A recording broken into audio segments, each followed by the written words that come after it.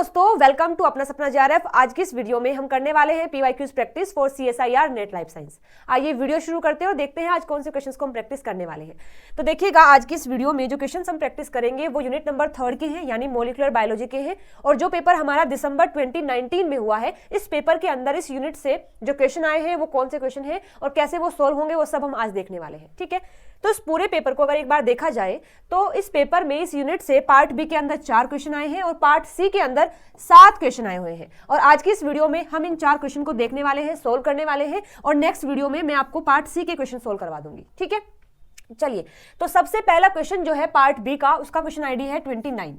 Question लिखा है which one of the following statement related to the transcription and processing of mRNA is incorrect. यानी यहां पर आपको 4 स्टेटमेंट देके रखी है ट्रांसक्रिप्शन के और उससे जो बनता है यानी एमआरएनए, उसकी प्रोसेसिंग के रिगार्ड में यहां पर 4 स्टेटमेंट है। 3 सही है, 1 गलत है। आपको बताना है कि गलत कौन सा है। ठीक है, तो देखो फर्स्ट में लिखा है ए स्टेटमेंट में, during the prokaryotic transcription DNA binding properties of RNA polymerase are altered by the sigma factor. हम सभी जानते हैं कि ट्रांसक्रिप्शन का मतलब होता है डीएनए से आरएनए की फॉर्मेशन होना। ठीक है, और प्रोकैरियोट्स के अंदर और यूकैरियोट्स के अंदर जो ट्रांसक्रिप्शन का फिनोमिना है थोड़ा सा डिफरेंट है, उसमें एंजाइम्स भी डिफरेंट होते हैं और थोड़ा जो प्रोसीजर है वो भी डिफरेंट होता है। तो फर्स्ट स्टेटमेंट में बात की गई है प्रोकैरियोटिक जो ट्रांसक्रिप्शन होता है उसके रिगार्ड में, और कहा है कि प्रोकैरियोटिक ट्रांसक्रिप्शन को जो करता है वो है आरएनए पॉलीमरेज। और इस आरएनए पॉलीमरेज की जो प्रॉपर्टी है डीएनए से बाइंड करने की, क्योंकि वो बाइंड करेगा तभी वहां पर ट्रांसक्रिप्शन होगा, तो उसकी जो प्रॉपर्टीज है बाइंड करने की, उसको हम चेंज कर सकते हैं बाय सिग्मा फैक्टर। ठीक है, ये स्टेटमेंट सही है या गलत है मैं आपको बता देती हूं। देखो, ये है प्रोकैरियोटिक ट्रांसक्रिप्शन करने वाला एंजाइम जिसका नाम है आरएनए पॉलीमरेज। हालांकि हम इसके बारे में कई बार पढ़ चुके हैं, लेकिन मैं फिर से आपको बता देती हूं। ठीक है, तो देखो ये जो एंजाइम होता है इसमें एक कोर एंजाइम है और दूसरा पार्ट होता है सिग्मा फैक्टर। ये कोर एंजाइम का काम होता है एक्चुअली ट्रांसक्रिप्शन करने का, और सिग्मा फैक्टर का काम होता है कि जहां से ट्रांसक्रिप्शन स्टार्ट करना है। डीएनए तो बहुत बड़ा होता है, लेकिन पूरे डीएनए का ट्रांसक्रिप्शन एक साथ में नहीं होता। जिस चीज की रिक्वायरमेंट है, जिस प्रोटीन की रिक्वायरमेंट है, केवल उसी पार्ट का ट्रांसक्रिप्शन वहां पर किया जाएगा। तो वो कहां से स्टार्ट होना है, यानी जो प्रोमोटर होता है वो कहां पर है, ये काम करता है सिग्मा फैक्टर, उसको रिकॉग्नाइज करता है और फिर कोर एंजाइम को वहां पर बाइंड कर देता है। तो जब ये दोनों मिल जाते हैं तब बनता है होलो एंजाइम, और ये है functional unit of RNA polymerase. ठीक है, देखो यहां पर ये जो सिग्मा फैक्टर होता है इसका काम है प्रोमोटर को रिकॉग्नाइज करने का और कोर एंजाइम को वहां डीएनए से बाइंड करने का। तो ऑब्वियसली देखो, अगर सिग्मा फैक्टर को अगर हम चेंज कर देते हैं या फिर वहां से हटा देते हैं, तो ऑब्वियसली जो आरएनए पॉलीमरेज होगा या फिर जो कोर एंजाइम होगा, उसकी बाइंडिंग प्रॉपर्टी जो है डीएनए से, उसको हम चेंज कर सकते हैं, है ना, क्योंकि सिग्मा फैक्टर का ही काम है उसे वहां पर लाकर बाइंड करना और काम करवाना। लेकिन अगर वहां सिग्मा फैक्टर नहीं होगा तो आरएनए पॉलीमरेज की जो प्रॉपर्टीज है बाइंड करने की, वो अल्टर हम कर सकते हैं। वो कहीं पर भी बाइंड कर लेगा क्योंकि सिग्मा फैक्टर तो वहां है नहीं, है ना। तो ये स्टेटमेंट बिल्कुल सही है कि जब प्रोकैरियोटिक ट्रांसक्रिप्शन होता है उस दौरान डीएनए बाइंडिंग प्रॉपर्टी जो है आरएनए पॉलीमरेज की, उसको हम चेंज कर सकते हैं बाय सिग्मा फैक्टर। तो फर्स्ट स्टेटमेंट तो हुआ बिल्कुल सही, यानी ट्रू हो गया। ठीक है, अच्छा, बी में लिखा है in eukaryotic transcription synthesis of RNA, mRNA and some small RNA occur by RNA polymerase 1, 2 and 3 respectively. यानी आरआरएनए बनता है पॉलीमरेज 1 की हेल्प से, एमआरएनए बनता है 2 की हेल्प से, और कुछ स्मॉल आरएनए हैं वो बनते हैं आरएनए पॉलीमरेज 3 की हेल्प से। देखो यहां पर मैं आपको एक बात बता देती हूं कि प्रोकैरियोटिक जो ट्रांसक्रिप्शन होता है वहां पर भी डिफरेंट टाइप के आरएनए बनते हैं, जैसे कि आरआरएनए है, एमआरएनए है, टीआरएनए है। लेकिन वहां पर बात यह है कि एक ही आरएनए पॉलीमरेज सारे आरएनए को बना देता है, लेकिन यूकैरियोट के अंदर ऐसा नहीं है। यूकैरियोटिक ट्रांसक्रिप्शन में डिफरेंट टाइप के आरएनए फॉर्म करते हैं डिफरेंट टाइप के आरएनए पॉलीमरेज, और उसी के रिगार्ड में यहां पर क्वेश्चन दिया है कि कौन सा किसको करता है। चलिए मैं इसके बारे में भी आपको बता देती हूं।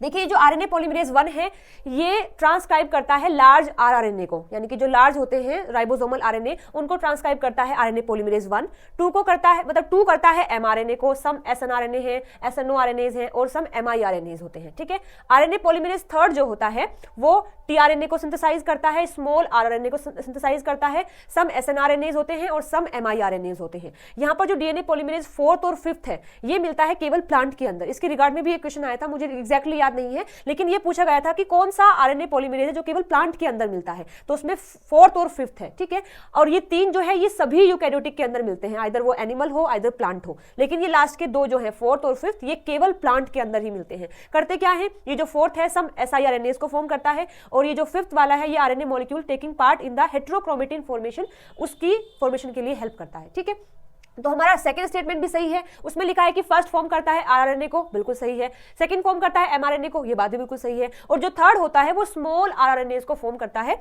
यहां पर ऐसा ही लिखा है। तो यानी जो हमारा स्टेटमेंट है बी वाला, ये भी सही हो जाएगा। ठीक है, ओके। थर्ड में लिखा है splicing observed in the tRNA involve successively sequential cleavage and the ligation reaction while the pre mRNA splicing proceed through the lariat formation. यानी कि स्प्लाइसिंग क्या होता है कि जब एमआरएनए बन जाता है, जब ट्रांसक्रिप्शन से आरएनए बनता है और उसके फंक्शनल होने तक काफी सारी प्रोसेस की जाती है। यानी अगर यूकैरियोट के अंदर बात की जाए तो जो प्री एमआरएनए बनता है उसको एमआरएनए में कन्वर्ट किया जाता है with the help of capping होती है, वहां पर टेलिंग होती है और स्प्लाइसिंग होती है। ऐसे ही टीआरएनए के अंदर है, जैसा वो बनता है ऐसा ही वो फंक्शन नहीं करता है, उसमें कुछ चेंज किए जाते हैं। तो टीआरएनए की स्प्लाइसिंग के दौरान क्लीवेज होता है, यानी कुछ चीजें हटती हैं और फिर कुछ चीजें को जोड़ा जाता है।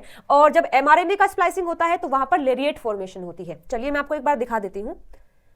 देखो यहां पर ये दिया है प्री एमआरएनए का स्प्लाइसिंग, ये प्री एमआरएनए है। यहां पर जो एक्सॉन होते हैं और इंट्रॉन होते हैं, इंट्रॉन जो है आगे जाकर प्रोटीन की फॉर्मेशन में हेल्प नहीं करते हैं तो उनको हटाना होता है, एक्सॉन जाकर प्रोटीन की फॉर्मेशन करते हैं तो उनको जोड़ना होता है। तो यहां पर ये जो इंट्रॉन वाला पार्ट है उसको रिमूव किया जाता है, और जब वो रिमूव होता है तो ऐसी स्ट्रक्चर फॉर्म होती है, इसको बोलते हैं लेरिएट फॉर्म। ठीक है, इसको क्या कहते हैं? लेरिएट फॉर्म बोलते हैं, लेरिएट फॉर्म बोलते हैं। ठीक है, तो ये किसके अंदर होता है? प्री एमआरएनए की स्प्लाइसिंग के दौरान। यहीं पर अगर टीआरएनए की बात करते हैं तो ये जो आप देख रहे हैं ये प्री टीआरएनए है, यानी वो टीआरएनए है जो कि एग्जैक्टली ट्रांसक्रिप्शन के बाद फॉर्म हुआ है। अब यहां पर ये वाला पार्ट जो है थोड़ा सा एक्स्ट्रा है तो उसका क्लीवेज किया जाएगा, यानी इसको हटा दिया जाएगा। हटाने के बाद फिर इन दोनों पार्ट को जोड़ दिया जाता है, इसे बोलते हैं लाइगेशन यानी जोड़ना।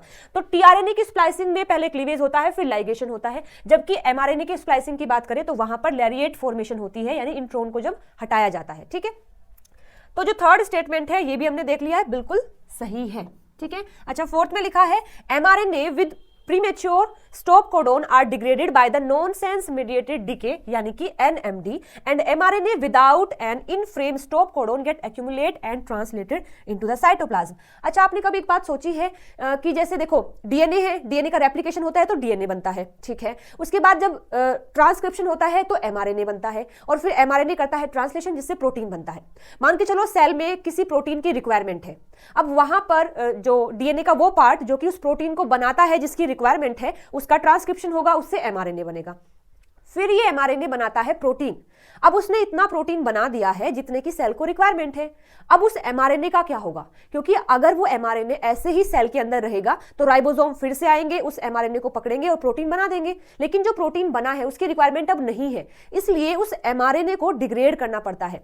जैसे ही वो अपनी ट्रांसलेशन कंप्लीट कर लेता है तो उस एमआरएनए को फिर डिग्रेड किया जाता है ताकि वहां फिर से ट्रांसलेशन ना हो सके। ठीक है, एक तो कंडीशन ये होती है। दूसरा ये है कि किसी प्रोटीन की रिक्वायरमेंट है सेल के अंदर, वहां से ट्रांसक्रिप्शन हुआ, एमआरएनए बना, लेकिन वो एमआरएनए कुछ डिफेक्टिव बन गया है ना, उसमें कुछ म्यूटेशन हो गया है। इस वजह से अगर वो प्रोटीन बनाएगा आगे तो वहां पर प्रोटीन भी डिफेक्टिव बनेगा, और प्रोटीन अगर डिफेक्टिव बनेगा तो म्यूटेशन के चांस होते हैं जो कि अवॉइड करना है। इस वजह से ऐसे एमआरएनए को भी डिग्रेड किया जाता है जिसमें पहले ही स्टॉप कोडॉन आ जाते हैं। ठीक है, तो देखो यहां लिखा है कि mRNA with premature stop codon are degraded by the nonsense mediated decay. यहां तक बात बिल्कुल सही है कि ऐसे एमआरएनए जिसमें प्रीमेच्योर यानी पहले ही स्टॉप कोडॉन आ जाते हैं उसको डिग्रेड करते हैं with the help of nonsense mediated decay. ठीक है, अब आगे लिखा है ऐसे एमआरएनए जिसमें कोई स्टॉप कोडॉन ना हो उनको सेल के अंदर एक्यूमुलेट किया जाता है और फिर ट्रांसलेशन की जाती है। ये बात गलत है, ऐसा नहीं होता है। जैसे ही इसका रिक्वायरमेंट फुलफिल होता है इसको भी डिग्रेड किया जाता है, इसलिए ये स्टेटमेंट हो जाएगा हमारा फॉल्स। हमसे पूछा भी गलत ही कौन सा है, तो ये हमारा डी ऑप्शन हो जाएगा। इस स्टेटमेंट को मैं थोड़ा सा और समझा देती हूं। देखिए यहां पर जो एमआरएनए है उसका डीके मैकेनिज्म दो टाइप से होता है। Non stop decay NSD is a cellular mechanism for mRNA survival to detect mRNA molecule lacking a stop codon and prevent these mRNA from translation. यानी कि ऐसा एमआरएनए जिसमें कोई डिफेक्ट नहीं है लेकिन फर्दर इसकी रिक्वायरमेंट नहीं है सेल के अंदर, तो उसको डिके किया जाता है, उसको खत्म कर दिया जाता है with the help of non stop decay. ठीक है, और ऐसा एमआरएनए जिसमें प्रीमेच्योर स्टॉप कोडॉन आ गए हैं जो कि डिफेक्टिव है उसको डिग्रेड किया जाता है with the help of nonsense mediated mRNA decay. NMD और एनएसडी आपको उनका याद रखना है, एनएसडी और एनएमडी। एनएसडी किसको डिके करेगा? जो सही एमआरएनए है लेकिन उनकी रिक्वायरमेंट अब नहीं है, और एनएमडी उन एमआरएनए को डिग्रेड करेगा जिन के अंदर स्टॉप कोडॉन आ गए हैं जो कि डिफेक्टिव है। ठीक है, ये जो एनएमडी है देखो ये कैसे होता है, यहां पर ये कोई एमआरएनए है, ये कैपिंग हो गई है, और यहाँ पर उसका होता है पॉलीटेल, ठीक है।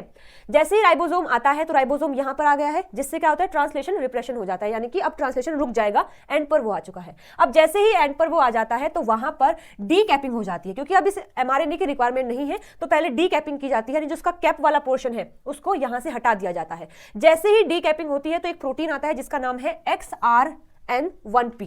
ये इस mRNA को डिग्रेड करना स्टार्ट कर देता है, from 5 prime to 3 prime decay pathway चलता है। ऐसे फिर यहाँ पर एक्सोसोम भी आता है, इसका काम होता है कि जो 3 प्राइम है यानी जो एंड वाला पार्ट है वहां से डिग्रेड करना। तो ये यहाँ से डिग्रेड स्टार्ट कर देता है और ये यहाँ से कर देता है और पूरा mRNA डिग्रेड हो जाता है। इसे बोलते हैं NSD, ठीक है।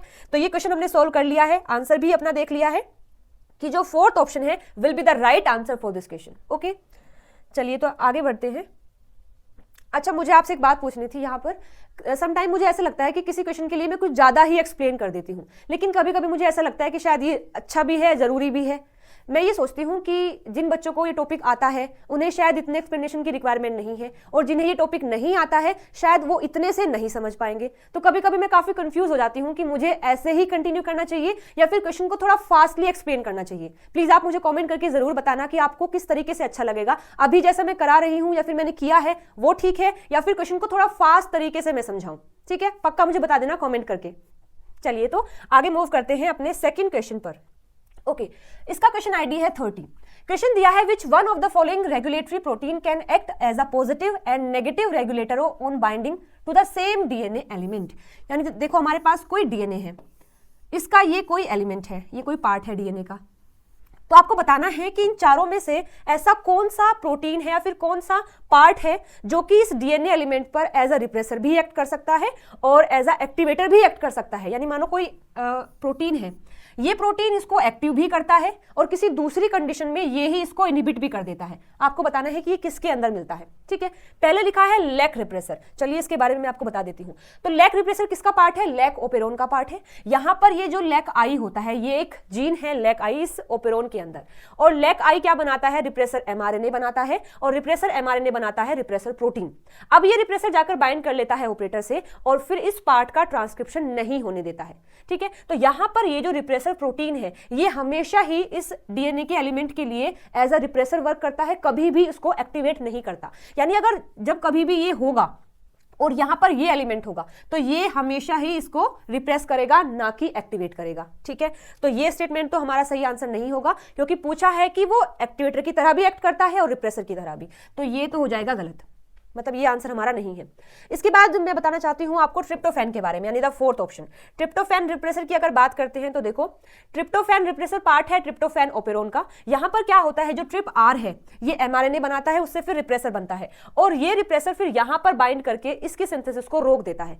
इसका भी काम यह है कि जब कभी भी ये प्रेजेंट होगा और ये वाली साइड प्रेजेंट होगी जहां पर ये बाइंड करता है, तो ये हमेशा ही रिप्रेस करेगा, कभी भी इस एलिमेंट को डीएनए के एक्टिवेट नहीं करेगा, ठीक है। तो ये आंसर भी हमारा नहीं होगा, ये आंसर भी नहीं होगा। आगे बात करते हैं कि जो एराबिडोनोज है सी प्रोटीन, यानी जो रेक्स सी है, उसमें क्या होता है। तो देखो यहां पर ये बताया है रेक्स सी प्रोटीन का, यानी जो ओपेरोन है वो यहां पर प्रेजेंट होता है। होता क्या है कि ये साइट है, ये जीन है, जो कि मतलब जीन में क्या होते हैं, दो पार्ट है, एक रिप्रेसर है एक एक्टिवेटर है। ये जो रिप्रेसर प्रोटीन है और एक्टिवेटर में क्या डिफरेंस है, दोनों ही एक्ट करते हैं एज अ रिप्रेसर भी और एक्टिवेटर भी, लेकिन डिफरेंस क्या है कि अगर वहां पर एराबिडोनोज आ जाता है तो एराबिडोनोज अगर यहां बाइंड कर लेता है तो ये एक्ट करने लगता है एज अ एक्टिवेटर, और अगर यहां एराबिडोनोज नहीं बाइंड कर पाता है तो ये एक्ट करने लगता है एज अ रिप्रेसर, ठीक है। दोनों बात एक ही है, प्रोटीन एक ही है, बस डिफरेंस ये है कि अगर एराबिडोनोज ने बाइंड कर लिया तो ये एक्टिवेटर की तरह काम करेंगे, अगर नहीं किया तो ये रिप्रेसर की तरह काम करेंगे। अब देखो क्या है कि अगर ये एक्टिवेटर की तरह काम करते हैं तो ये बाइंड करते हैं डीएनए की साइट 2 पर और साइट 1 पर। यहां इस जीन में 3 साइट है, 1 2 3। तो जब ये एक्टिवेटर होता है तो ये बाइंड करता है साइट 1 पर और साइट 2 पर और इसको एक्टिव कर देता है, इस जीन का ट्रांसक्रिप्शन हो जाता है। अगर देखो यहां पर एराबिडोनोज नहीं होता है तो ये एक्ट करता है एज अ रिप्रेसर और फिर ये बाइंड करता है साइट 2 पर और साइट 3 पर और फिर इस जीन का ट्रांसक्रिप्शन नहीं होने देता है। लेकिन ये भी हमारा आंसर नहीं है, क्योंकि देखो यहां पर ये जो एराबिडोनोज है ये क्या करता है, एक्टिवेट करने के लिए चूज कर रहा है साइट 1 और साइट 2 और रिप्रेस करने के लिए चूज कर रहा है साइट 2 और साइट 3। हमारे क्वेश्चन में लिखा है कि ऐसा प्रोटीन जो कि सेम एलिमेंट पर ही एज अ एक्टिवेटर और एज अ रिप्रेसर वर्क करता है। तो देखो यहां पर एक्टिवेशन के लिए साइट 3 नहीं है, लेकिन यहां रिप्रेशन के लिए साइट 3 है। तो इसलिए ये भी हमारा आंसर नहीं होगा। ठीक है, आई होप आपको ये समझ आया होगा। ठीक है, तो ये भी आंसर नहीं है। आंसर है हमारा लैम्डा CI रिप्रेसर। देखो ये इसमें कैसे होता है मैं आपको यहां पर बता देती हूँ। देखो ये है हमारा CI जो ओपेरोन है, जो कि लैम्डा फाज के अंदर होता है। देखो इसमें क्या है, ये है CI और यहां पर है PR, यानी ये प्रोमोटर है और ये प्रोमोटर राइट है और ये होता है प्रोमोटर रिप्रेसर मेंटेनेंस। यहां पर 3 OR3 OR2 OR1 साइट होती है। अब देखो ये CI क्या करता है, एक mRNA बनाता है और फिर इस mRNA से बनता है रिप्रेसर। ठीक है, इसको आप लैम्डा रिप्रेसर भी बोल सकते हैं या फिर CI रिप्रेसर भी बोल सकते हैं। अब ये जो है ना बाइंड करता है 1 पर और ये बाइंड कर लेता है 2 पर। ये कब बाइंड करता है, यदि यहां पर इसका कंसंट्रेशन अगर लो होता है, अगर इसका कंसंट्रेशन यहां पर लो है तो ये 1 पर बाइंड करता है और 2 पर बाइंड करता है। यहां इसकी बाइंडिंग के कारण यहां पॉलीमरेज बाइंड नहीं कर पाता है, जिस वजह से इस जीन का ट्रांसक्रिप्शन रुक जाता है। ठीक है, इस जीन का ट्रांसक्रिप्शन नहीं होगा। अब देखो इसके बाद ये तो हुआ और साथ साथ में ये भी करता है कि यहां इसका ट्रांसक्रिप्शन तो रोक देता है और यही रिप्रेसर यहां पर आकर बाइंड कर लेता है और बाइंड करके इसको एक्टिवेट करता है जिससे कि यहां ट्रांसक्रिप्शन हो सके। तो देखो इस रिप्रेसर ने क्या किया है, इसको तो इनहिबिट कर दिया है लेकिन इसको एक्टिवेट किया है। अब सेकंड कंडीशन क्या है कि अगर इसका कंसंट्रेशन हाई हो जाता है, ठीक है, अगर इसका कंसंट्रेशन हाई हो जाएगा तो ये यहां पर भी बाइंड कर लेता है। तो यहां कब बाइंड करेगा, जब कंसंट्रेशन हाई होगी। और यहां बाइंड करने के बाद फिर ये रिप्रेसर यहां इसको भी स्टॉप कर देता है। ठीक है, तो सेम एलिमेंट है, देखो डीएनए का ये सेम एलिमेंट है। जब इसका कंसंट्रेशन लो था तो इसने इसको एक्टिवेट किया था। ठीक है, इसको इसने एक्टिवेट किया था और जब इसका कंसंट्रेशन हाई हो गया है तो ये इसी पार्ट को रिप्रेस कर रहा है, रोक रहा है। ठीक है, तो ये हमारा आंसर हो जाएगा कि जो CI का रिप्रेसर होता है, यानी जो CI रिप्रेसर है वो एक ऐसा प्रोटीन है जो कि सेम एलिमेंट पर, डीएनए के सेम एलिमेंट पर डिफरेंट कंडीशन में एज एक्टिवेटर और एज अ रिप्रेसर की तरह काम करता है। ठीक है, तो हमारा सही आंसर हो जाएगा कि यहां पर जो CI रिप्रेसर है is the right answer for this question. I hope आपको ये समझ आया होगा। अभी भी अगर कोई डाउट है तो आप कमेंट करके मुझसे पूछ सकते हैं। ठीक है, चलिए बढ़ते हैं अपने अगले क्वेश्चन पर। अच्छा, ये भी मैं आपको एक्सप्लेन कर सकती हूँ कि ये भी जो CI है यहाँ पर क्रो है। क्रो होता है लाइटिक जीन के लिए, लाइटिक साइकिल के लिए। आपको पता होगा कि जो लैम्डा फोर्स है उसमें 2 तरीके की साइकिल चलती है, लाइसोजेनिक और लाइटिक। तो ये जो क्रो है ये लाइटिक के लिए होता है, CI लाइसोजेनिक के लिए होता है। तो यहाँ पर देखो अगर CI है और अगर उसने यहाँ OR1 पर बाइंड कर लिया है तो इसका ट्रांसक्रिप्शन यहाँ, मतलब अगर इसने बाइंड नहीं किया है कहीं पर भी, CI ने कहीं पर भी बाइंड नहीं किया है तो यहाँ RNA पॉलीमरेज आएगा और उस जीन का ट्रांसक्रिप्शन हो जाएगा। ठीक है, सेकंड कंडीशन में क्या है कि CI ने OR1 पर और OR2 पर बाइंड कर लिया है, यानी इसकी कंसंट्रेशन फिलहाल लो है। अब इस वजह से ये वाला पार्ट जो है, एक मिनट रुकिए, ये वाला पार्ट जो है इसका ट्रांसफर नहीं हो पाता है, ट्रांसक्रिप्शन नहीं हो पाता है और इसका हो जाता है। लेकिन जैसे ही इसकी कंसंट्रेशन और ज्यादा हाई होती है तो ये यहां तो बाइंड कर ही रहा था, यहां पर भी बाइंड कर लेता है, जिस वजह से इसका भी ट्रांसक्रिप्शन नहीं होता और यहां इसका भी नहीं हो पाता है। ठीक है, तो इस तरीके से ये CI रिप्रेसर वर्क करता है। चलिए बात करते हैं अपने अगले क्वेश्चन पर। देखो यहां दिया हुआ है question ID 31, readers of stone modification include. आप सभी जानते होंगे कि जो यूकैरियोटिक डीएनए होता है वो हिस्टोन के चारों तरफ रैप होता है, जिसको बोलते हैं न्यूक्लियोसोम। अब जैसे जैसे डीएनए की कंडीशन हमें चेंज करनी होती है हम हिस्टोन की मॉडिफिकेशन कर देते हैं। यानी अगर हमें उस डीएनए का ट्रांसक्रिप्शन करवाना है तो हम हिस्टोन को मॉडिफाइड करेंगे इस तरीके से कि ट्रांसक्रिप्शन हो जाए।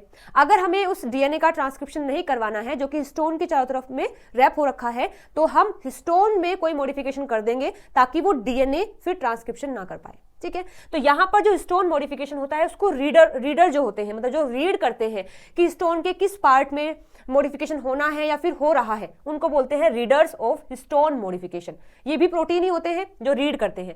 तो आपसे पूछा है कि हिस्टोन मॉडिफिकेशन के जो रीडर्स होते हैं उनके पास कौन सा डोमेन होता है, क्योंकि ये भी प्रोटीन है और प्रोटीन का फंक्शनल पार्ट जो काम करता है उसे डोमेन बोलते हैं। तो क्वेश्चन में हमसे पूछा है कि हिस्टोन मॉडिफिकेशन के जो रीडर्स होते हैं उनके पास इन चारों में से कौन सा डोमेन प्रेजेंट होता है। तो इसका सही आंसर है टू डोर डोमेन प्रेजेंट होता है उन प्रोटीन में जो हिस्टोन मॉडिफिकेशन को रीड करते हैं।